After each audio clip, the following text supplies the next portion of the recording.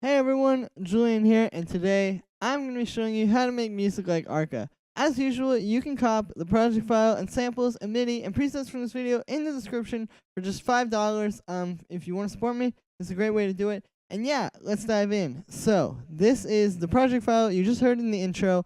I'm just going to go through layer by layer here and just kind of show you what's going on. So, I'm going to start with the synths, and the first one is this granular synth, which sounds like this.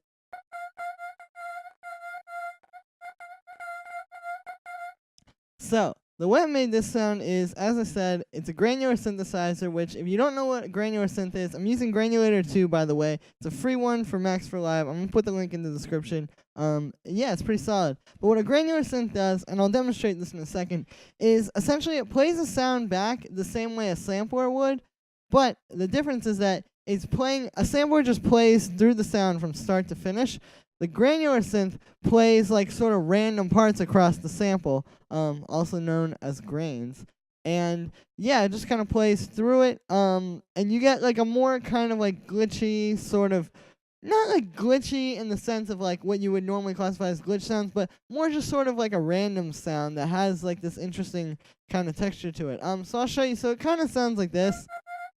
But I'm actually going to drag this grain knob up a bit. As you can see, this just shortens the amount of time that it's going to play before it goes to a new grain. So if I play this now, you can see that little yellow line is really jumping around the file. So that's what it's doing. That's it playing back all these different random parts. And so yeah, so I have that going on here. I also have, after that, this grain delay. And basically what the grain delay is doing is it's just kind of accentuating the effect that you're getting by using this granular synth. So the granular synth really on its own mostly is doing the sound. And then what I did with this grain delay here, you can pretty much hear it, is basically I used a very low frequency to kind of, like I said, accentuate that sort of slow, like, jumping around the waveform kind of sound. So what I have here is I have it set to the time mode, meaning it's not synced to the BPM. This is the BPM sync. You know, you can have it, you can do like 16th notes, 8th notes, quarter notes, all that kind of stuff. But if you set it to this time mode, it's just set to an amount of milliseconds. So what I did was I turned it down a bunch. It's only on about 15 milliseconds now, which is a very short delay time. I have the dry wet at about half, and then I'm using this frequency on a very low setting to sort of, again, just accentuate that sort of like granular sound. Essentially what this frequency does is it's like sort of, the higher you turn it up, the faster it is, and then the lower you turn it, the slower it is, which obviously kind of makes sense if it's frequency by definition. But yeah, so like I'll show you. I'm going to start turning this up. So you can see when I turn it up, it kind of sounds like it's happening faster. And when I turn it up all the way, you can really hear it going super fast. But when I slow it down, you can hear it just kind of helps to accentuate that sound. And again, it's very subtle, but yeah, and then the spray knob kind of like, I'm not sure exactly what it does, but I know that basically it just kind of, again, adds to the like glitchiness. If I turn it up all the way,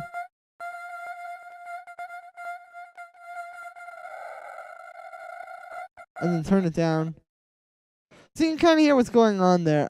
So yeah, that's just like a subtle thing, but it's on there, and it's just adding a little bit. And once again, if you want to get Granulator 2, it's in the description. It's a free thing for Max for Live, so I recommend checking it out. And yeah, so next sound is this little thing that I made with Operator. I guess it's like a lead.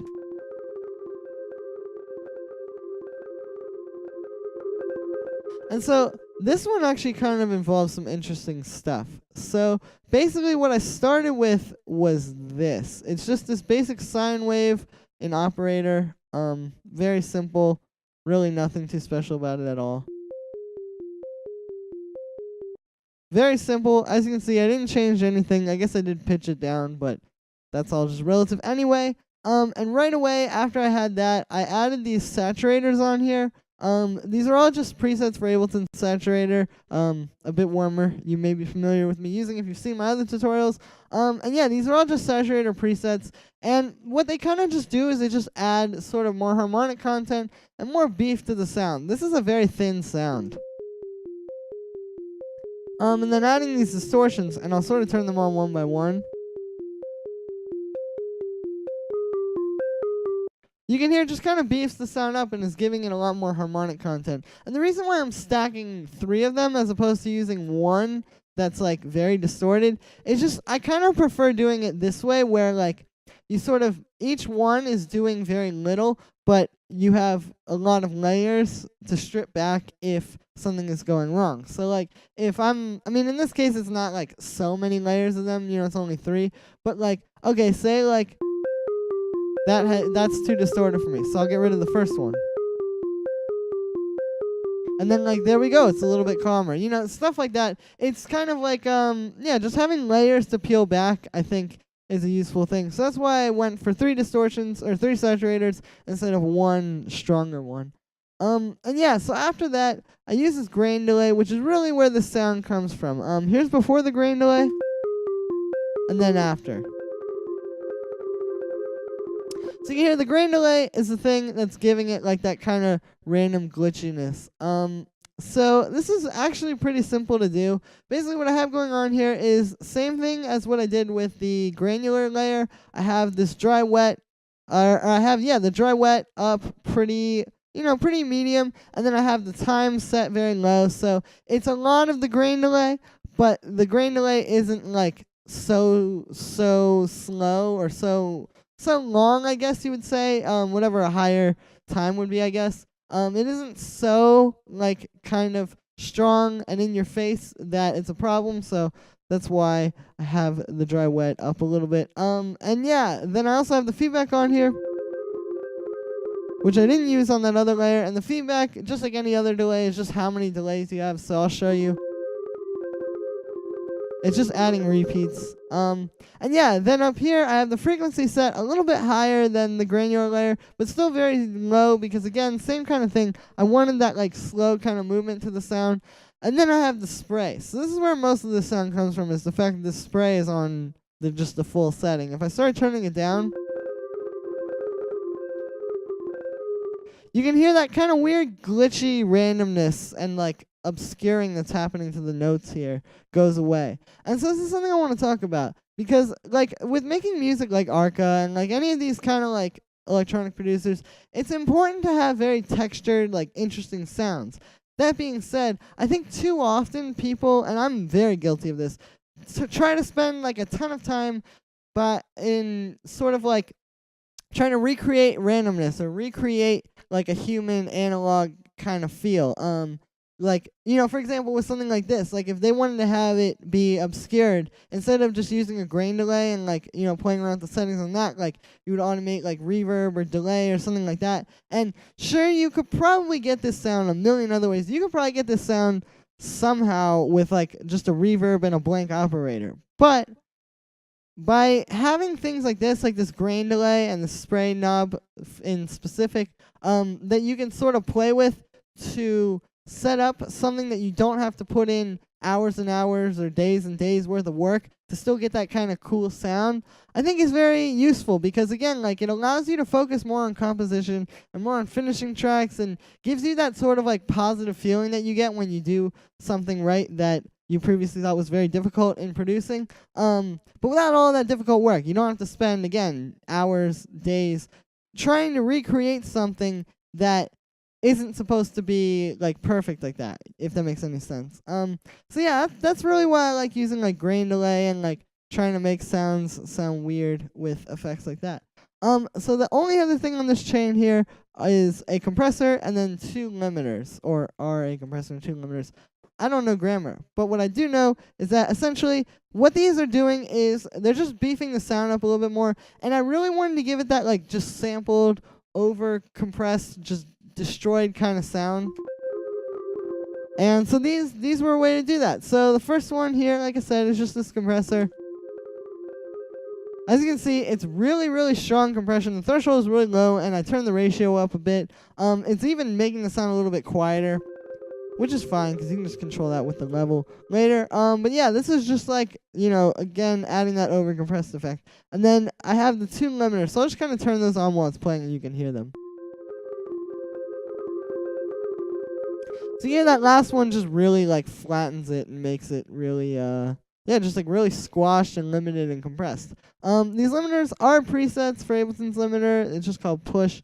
It's just one that I like to use when I'm making sounds like this that are just really like blown out and big and over limited. So yeah, that's how I made that sound. I will talk briefly about the notes. It's pretty simple. It's just this little arpeggio playing in F minor. Very simple notes. And yeah, that's pretty much that sound. So next sound I'll show you is the bass, which sounds like this.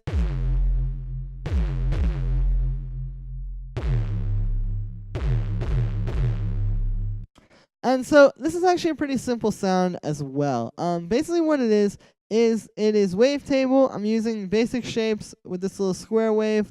I do have this FM on down here, but it's not doing anything, I don't believe. Yeah, it's not, so that's not really essential in case you notice that. But anyway, I have a square wave. It's going into this low-pass filter,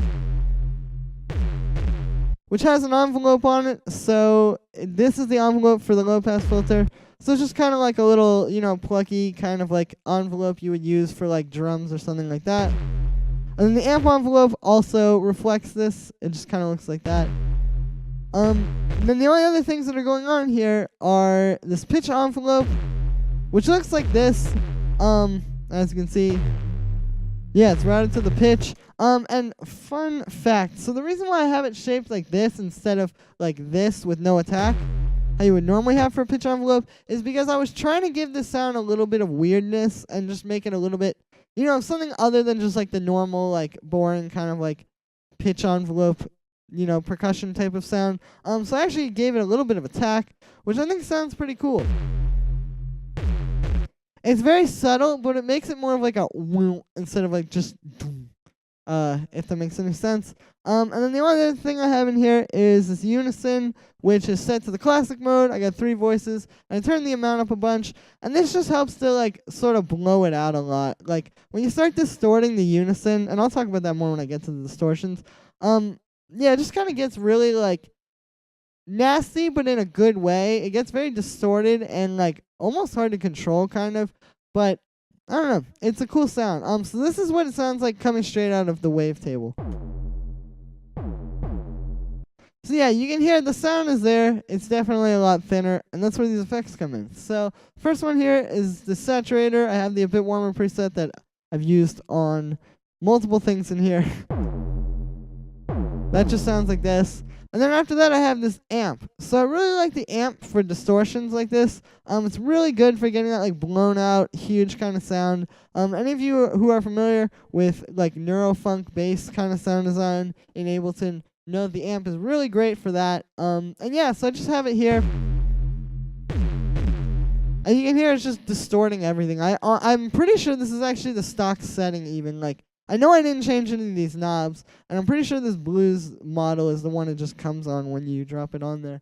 The one thing I did do was I set this to dual mode. If you don't know, by default, the Ableton amp comes in this mono output mode, which obviously didn't sound very good with the Unison. So I just switched it to the dual mode, and there we go. And then the only other thing I have on there is this EQ8, which is just cutting out around here. It just helps to add to the sort of like sterile, more cold vibe of this style of stuff. So the next thing I will show you is this little chant. It's very simple. It just sounds like this. And the only thing I will mention about this is, yeah, it's just a sample, but I did do something a little bit cool with these delays. So the way I wanted the delay to sound was I wanted it to be kind of like, sort of like a pattern. Like I didn't want it to be just 16th notes. I didn't want it to be just 8th notes. I wanted it to be sort of like like that kind of sound. So the way I accomplished this was I have 2 delays. The first one is playing 16th notes, and that is sort of like the base of the delay, I guess. You can hear that. And then the second one is on this 3 setting, which I'm not entirely sure what count that is. I guess it's some kind of triplet or something. I'm not sure. But what that's doing is that's doing like the dun dun dun kind of delay. So I'm essentially stacking these delays, like kind of like think of it like layering sounds. Like you use different sounds you layer different sounds together for different reasons. Like maybe you would have a sub bass and a mid bass, and the sub bass is handling the sub, and the mid bass is handling the mids, obviously. Similar technique here. This first delay is handling the 16th notes. The second delay is handling this 3 setting, whatever that may be. So yeah, that was kind of the purpose of that. And then the next sound is this little stab. So I wanted to talk about this. This is the kind of sound that Arca does use a lot. Like he uses a lot of these kind of old school synth stabs or like old school rave stabs or whatever in his tracks. I guess to sort of reference that time. But there's a little bit of a technique to using them in this type of stuff. You don't just like drop them in. So the main things to think about here are kind of like the space and like how you would add like reverb and delay and stuff to sort of make this fit into this like big, almost like chaotic type of music. Like it's very, it's very industrial, it's very raw, it's very, like I said, it really can be kind of chaotic at times. And so to add little layers like this in here, it's important to know how to do it. You don't have to do it, but it's important to know how to do it right if you want to do it. So the main thing here was just sort of shaping it and then like using EQ on it and stuff. With this particular sample, there was a lot of low end, and generally with like old samples, this tends to be the case just because, they tend to be kind of messy. So I don't know if you can hear that. I will play the original. So that's the original sound. And as you can hear, there's a ton of low end there. I mean, you can really hear it in there. So I just took this EQ8, cut out the low end. You'll notice I also pitched it down. That's just to fit the key of the track, because obviously you need it to be in key.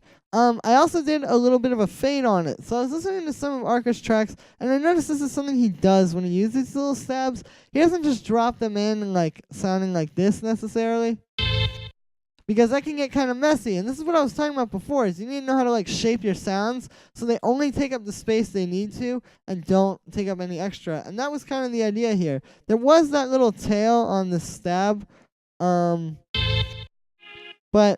I just kind of got rid of it with a fade, and then I added a little attack as well, just to make it smooth, because that little at the start was kind of, it just hit a little bit too hard for what I wanted, so I added that little attack. So like I said, for effects, I do have this EQ8. After that, I have a delay and a reverb, which are pretty simple. Delay is just doing pretty much the stock ping pong delay settings. Very similar with the reverb. I didn't do too much to them. So those are just adding some space. And then after that, I did similar to what I did with the lead. I added 3 of these push limiters, so I'll show you sort of like as they come on. So you can hear what those do is similar to what they did with the lead. They just really boost it and make it really like big and limited. And I know the delay and reverb are before the limiters. This is kind of what I was going for here, because I wanted it to be like just sort of blown out and like not out of control, but like messy and big within control. And yeah, the only other thing really to show you are the drums, which sound like this. Pretty simple. We just have this kick, which is kind of like a pretty big and beefy kick. Not really a whole lot of guidelines to the style of kicks you want to use here, but I would just recommend using like quicker ones. I hear that Arca tends to use like I said, like quicker, just shorter kick samples. So that's what I had used here. The next thing is this little shaker, which sounds like this. It's pretty simple. It's just a shaker sample. I did pitch it down -3. I just thought it sounded it had a little bit more body that way, and it just sounded a little bit nicer. And it fit the track a little bit better as well. And then the only other thing is the snare, which is pretty simple. It's just this nice snare sample. I did not pitch it down. So yeah, it just kind of sounds like that. And then I just put a reverb on there. I mean, really not too much to say there other than just like, it's about picking samples. And same thing with the kick. Like, it's just about finding the right samples that work together, sound like they're in the same kind of universe. And yeah, just sort of fit together like pieces of a puzzle, I guess. The only other thing that I will talk about with the drums is this little track delay over here I use on the shaker. So if you hear all the drums together, the shaker has this little track delay. Here's without it, and then with. So it's just kind of adding a little bit of like a more human kind of realistic feel to it. And it just kind of sounded nice in the context of this track, hence why I did it. If you don't know what track delay is, essentially you turn it on by pressing this little D icon down here, and it comes up over here. You get this little bar where you can turn it up or down. You can go negative or positive. And basically what it's doing is it's literally the same thing as just moving, like turning off the grid and just moving your thing over a little bit like this. It's just basically moving over the contents of your track to the right ever so slightly, or however many milliseconds you set this thing to. And yeah, the only real benefit of using this as opposed to just moving it inside of the track or inside of the arrangement or whatever, is just that it's a little bit easier to control it with this. You can still keep this on the grid and be able to like easily move it around. And yeah, so that's pretty much it for track delay. And that's really it for this tutorial as well. Like I said, the main things to think about are just kind of like having your synth sounds very big and very like textured and real, and doing the stuff to sort of give them that feel without having to like think about it too much. You really just want to be creating and not necessarily thinking about it on such a like deep, more like intellectual level. So yeah, that's gonna be it for today, guys. Make sure to let me know what you think of this video in the comments, and make sure to like this video and subscribe. Maybe even share the video if it really helped you out. And get the sample pack from this video as well in the description. Again, you get it for just $5. If you want to support me, this is a great way to do it. And yeah, I will see you guys again tomorrow with another tutorial.